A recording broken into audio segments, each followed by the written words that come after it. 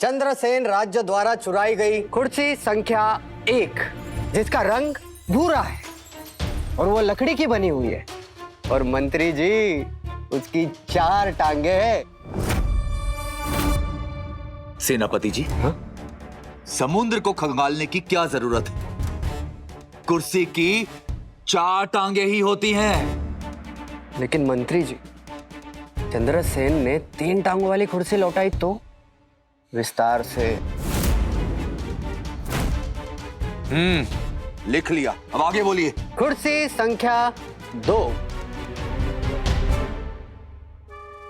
कुल कितनी कुर्सियां हैं? अरे ज्यादा नहीं है मंत्री जी, केवल कुछ 27, केवल 27 कुर्सियां है मंत्री जी। लिखी। मतलब 27 कुर्सियों की अलग अलग कुंडली लिखनी।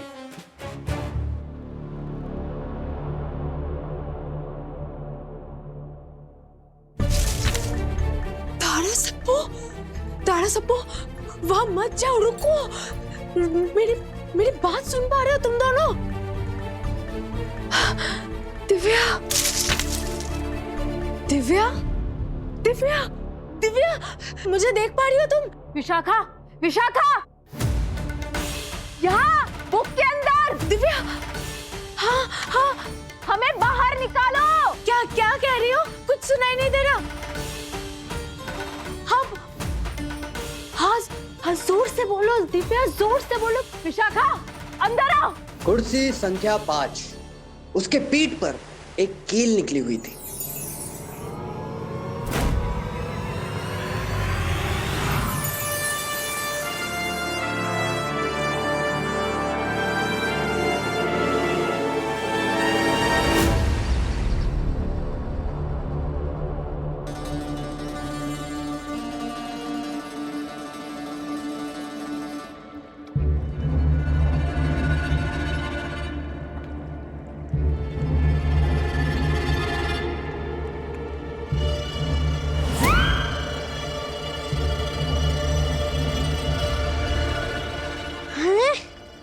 स्वर्ण मिल गया।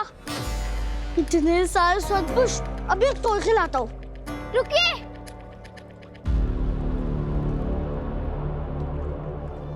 रुकिए नागकुमार, इसमें से कोई एक ही स्वर्ण पुष्प होना चाहिए था। फिर यहाँ पर इतने सारे स्वर्ण पुष्प क्यों है? अरे छोड़िए ना परिकुमारी, नागकुमार को देखकर ज्यादा फूल खिल गए होंगे।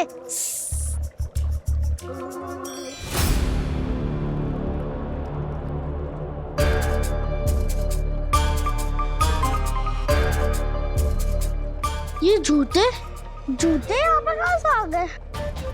ये इतने सारे जूते हैं किसके पास?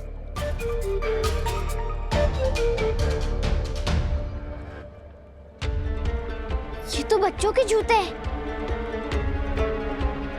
पर बच्चे कहाँ गए?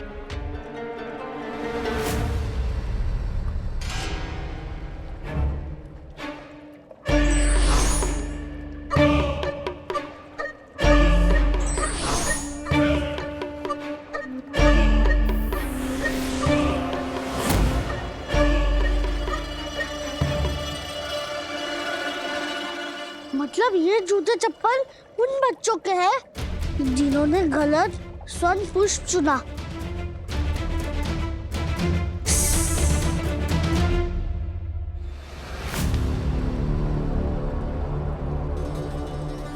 दिव्या, तुम ठीक तो हो? हाँ, सुनो, तुम्हें मैं यहाँ से बाहर निकालना होगा, पर यहाँ जादुई शक्तियाँ काम नहीं कर रही। यहाँ किसके पास शक्तियाँ और किसके पास नहीं, ये कहानीकार तय करता है। लेकिन उसको तुम्हारे बारे में अभी तक पता नहीं है। जो करना है तुम ही कर सकते हो। तुम चिंता मत करो दिव्या।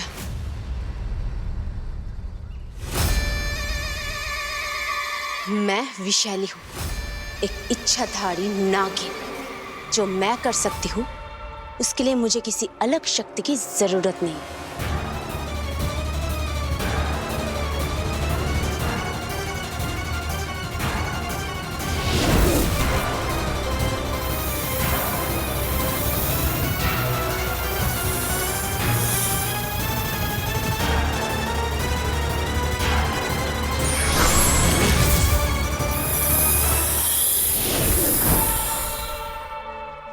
तुम ठीक हो? हाँ। Thank you. चलो बच्चों को रोकना है हमें, चलो जल्दी चलो। सारे फूल तो एक जैसे दिख रहे हैं, वैसे असली स्वर्ण पुष्प कौन सा है ये कैसे पता चलेगा? तो इस बार तो पहले घंटे में पानी हमें निकल जाएगा।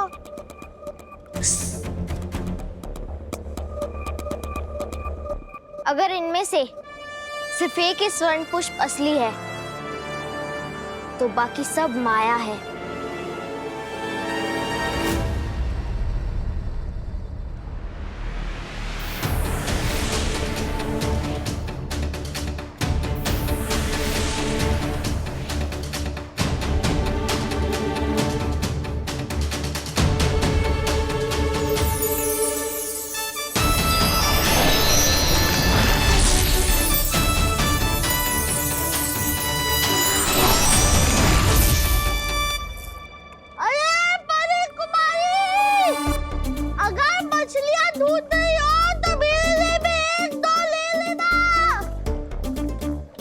एक दो से काम नहीं चलेगा, पर चला लूंगा।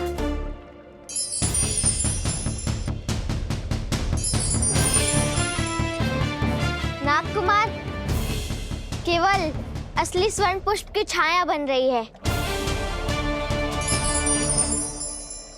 बाकी सब कुछ माया है। हमें इसे तोड़ना होगा।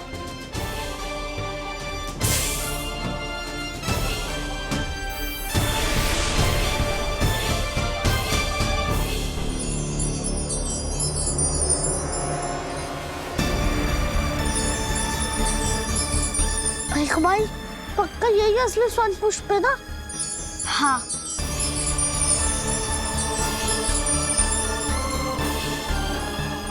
देखा नागकुमार, यही है असली स्वर्ण पुष्प।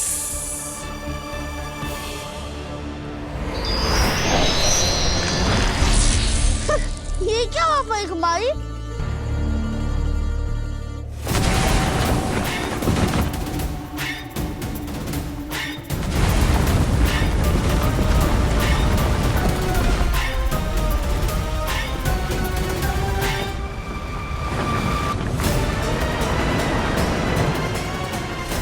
भूकंप आ रहा है क्या?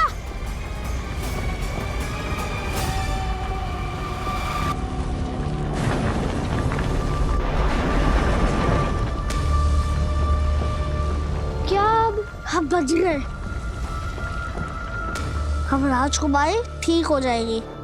हाँ, अब कोई खतरा नहीं है।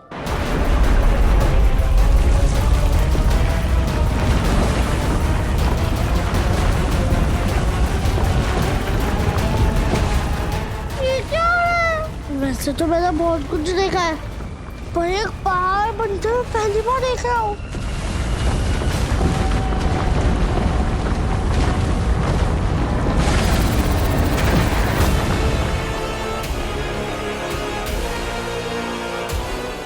नहीं,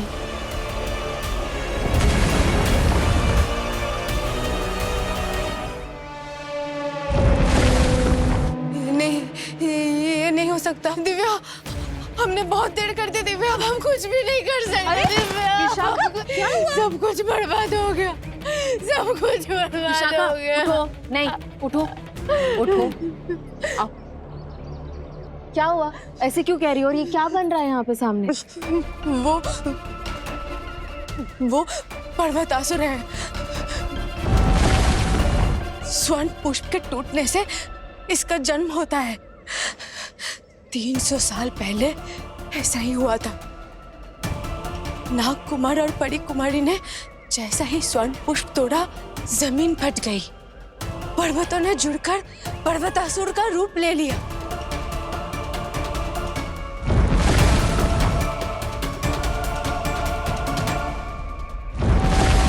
दिव्या, ये भयंकर तबाही मचाएगा और फिर नागकुमार और परी कुमारी को मार देगा, जिसे हम रोक नहीं पाएंगे। कोई भी रोक नहीं सकता, इसे कोई भी रोक नहीं सकता। दिव्या, अब हम क्या करेंगे? सप्पू और तारा को कैसे बचाएंगे? विशाखा, विशाखा, संभालो अपने आप को। 300 साल पहले न सुपर आंटी थी और न ही विशाखा थी। तारा, सप्पू और बाकी इंसानों को हम दोनों कुछ भी नहीं होने देंगे। महाकाल के आशीर्वाद से सब कुछ ठीक कर देंगे।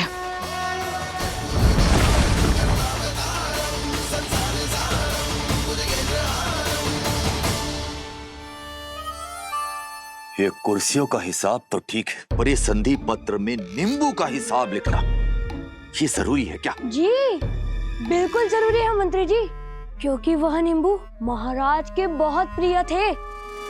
अरे लिखिए लिखिए, नींबू संख्या 4, आकार में छोटा पर रस में समंदर। हाँ लिखिए लिखिए। नींबू क्रमांक 5, आकार में सबसे बड़ा।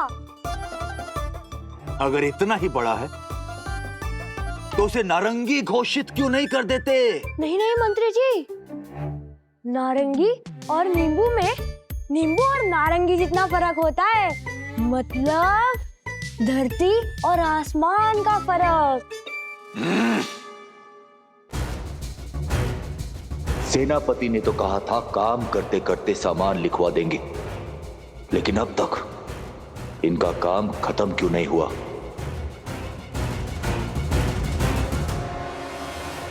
नींबू संख्या 6, दिखने में तो सुंदर पर स्वाद कड़वा। छी। लिखिए लिखिए, नींबू नंबर 7। छोटे सैनिक जी ये नींबू लीला तुम क्यों गा रहे हो? और वो सेनापति कहाँ है? जी क्या है ना कि सेनापति जी को बहुत जरूरी काम से कहीं जाना था, तो उन्होंने यह जिम्मेदारी मुझे सौंप दी। लिखिए लिखिए। सेनापति मुझे नींबू में निचोड़कर खुद गायब हो गया। जरूर कोई गड़बड़ है।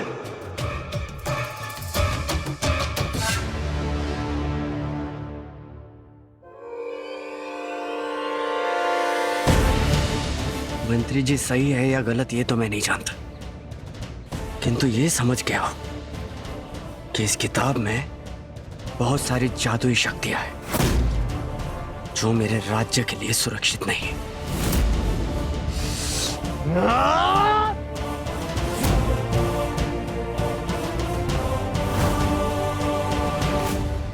चलो, ये कार्य तो संपन्न हुआ। अब जो होना है यही होगा और मेरा ये राज्य हमेशा सुरक्षित रहेगा। हम तो राजकुमारी को पत्थर बनने से बचाने के लिए ये स्वर्ण पुष्प लाने आए थे, पर यहाँ तो पत्थर का इतना भयानक दानव मिल गया। कितना डरावना है ये। डरावना होगा अपने घर में। मैं हूँ राजकुमार। दो चीजें मुझे देखकर दूर भाग जाती है, पहला डर और दूसरा ठंड। राजकुमारी चलिए, राजकुमारी को बचाना है।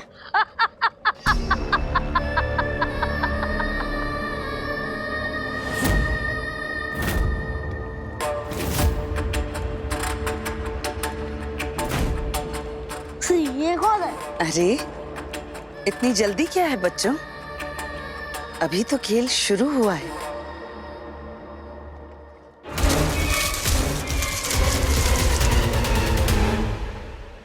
आप कौन हो? इस कहानी का सबसे अहम किरदार।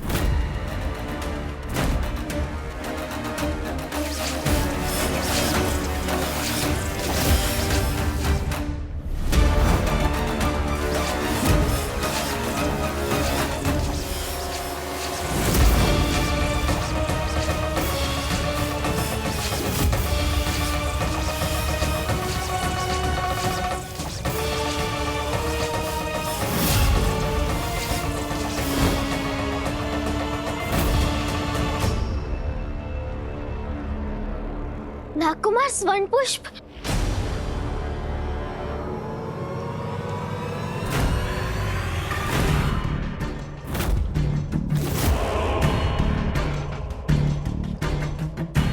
ब्रह्मांड के सबसे शक्तिशाली फूल का बहुत इंतजार किया है मैंने।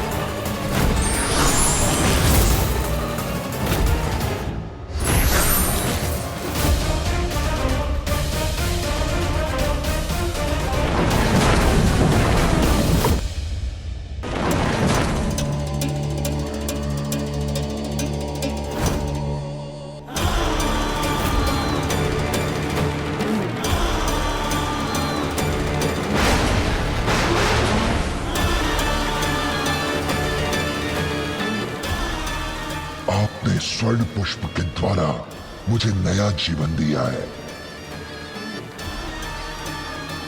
इसलिए आप मेरी स्वामिनी हैं। आदेश कीजिए रानी राक्षसी।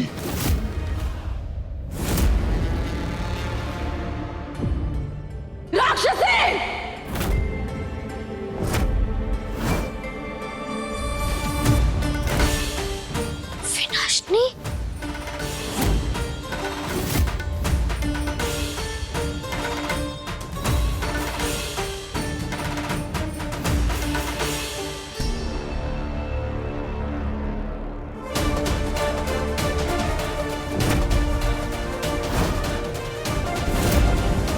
तुम्हारी दुश्मनी हमसे है राक्षसी, हम पर वार करो, बच्चों को छोड़ दो। विनाशनी तो हमारी रक्षा कर रही है। तुम्हें मारना तो बहुत छोटी सी बात है बच्चों की सुपर आंटी। उसके लिए मुझे इतना बड़ा खेल रचने की जरूरत नहीं थी। मैं स्वर्ण पुष्प की कहानी में एक ऐसा बदलाव करने जा रही हूँ जिसके बारे में खुद कहानीकार भी नहीं सोच सकता।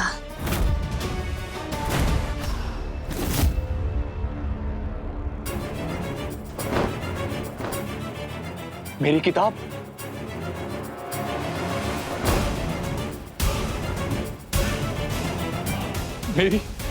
मेरी किताब कहाँ है? मेरी सारी जिंदगी की मेहनत, मेरी कहानियों का संग्रह, सब उसी में।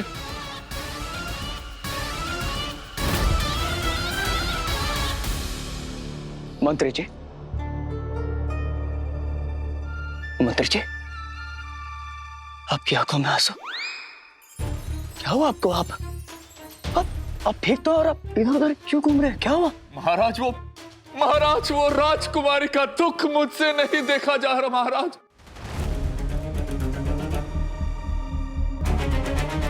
यहां बैठकर रोने से कोई फायदा नहीं, मुझे बाहर जाकर अपनी किताब ढूंढनी होगी। महाराज, अंदर बैठकर मेरा दिल बहुत बैठा जा रहा है। मेरा मन कर रहा है कि मैं बाहर जाकर थोड़ी हवा खाकर आऊं महाराज। नहीं मंत्री जी, नहीं।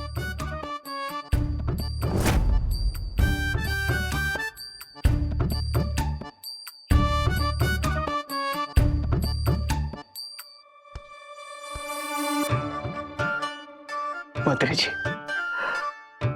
नहीं, आप बाहर नहीं जाएंगे। आपका दिल बहुत भरा हुआ है अभी। आप अभी अकेले मत बाहर जाइए। आप आइए, हम दोनों मिलकर नाग कुमार और परी कुमारी के लिए प्रार्थना करेंगे कि वो जल्दी वापस लौट आए। आइए। जी मंत्री जी, प्रार्थना में बहुत शक्ति होती है। वो महाराज, जब वो हमारी सीमा पर सुरक्षा का मामला है और मुझे वहां जाना होगा। मंत्री जी, सीमा की सुरक्षा की आप चिंता मत करिए, वहां सेनापति है, वो सब देख लेंगे। महाराज, मुझे शौचालय जाना है, शौचालय। हमें समझ नहीं आ रहा कि हम गर्व महसूस करें या बुरा माने। मंत्री जी, संभालिए संभालिए अपने आप को। राजकुमारी की चिंता में ये आपकी क्या हालत हो गई है? मंत्री जी, आप ये भी भूल गए कि शौचालय हमारे राज्य में है, बाहर नहीं है। मंत्री जी, हमें लगता है कि समस्या शौचालय में नहीं, आपकी सोच में आप बहुत चिंता कर रहे हैं। मैं एक कहानीकार हूं, किरदारों को रचता हूं, पर कभी कभी मेरे ही लिखे किरदार मुझे उलझा देते हैं। पता नहीं मेरी कहानी में क्या हो रहा होगा। वैसे तो सब लिख कर आया हूं, कोई गड़बड़ नहीं होनी चाहिए।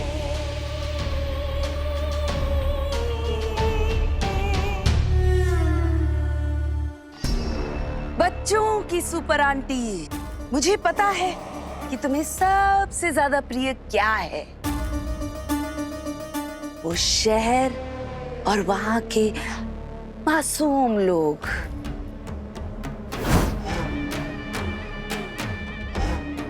और ये दो खास बच्चे, इसलिए विनाश का क्रम भी यहीं से होगा।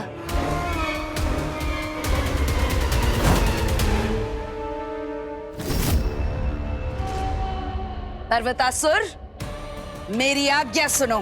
सबसे पहले इस चित्रकथा की दुनिया से बाहर निकलो और उस शहर को राख कर दो।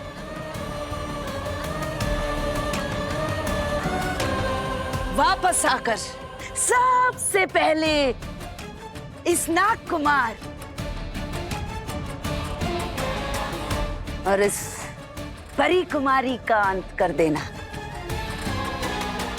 फिर तुम्हारी बारी आएगी और अंत में इस औरत को भी खत्म कर देना जिसने इनका साथ देकर अपनी मौत खुद चुनी है। तब तक ये सब यहीं रहेंगे। बिना कहानीकार के आदेश के ये सब स्वर्ण पुष्प चित्रकथा की पुस्तक से बाहर नहीं निकल सकते। राक्षसी!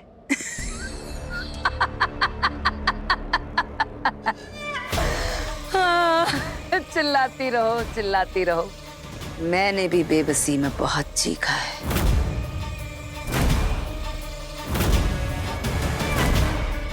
जा रही हूं मैं वो नजारा देखने जिसका मैंने बड़े दिनों से इंतजार किया है।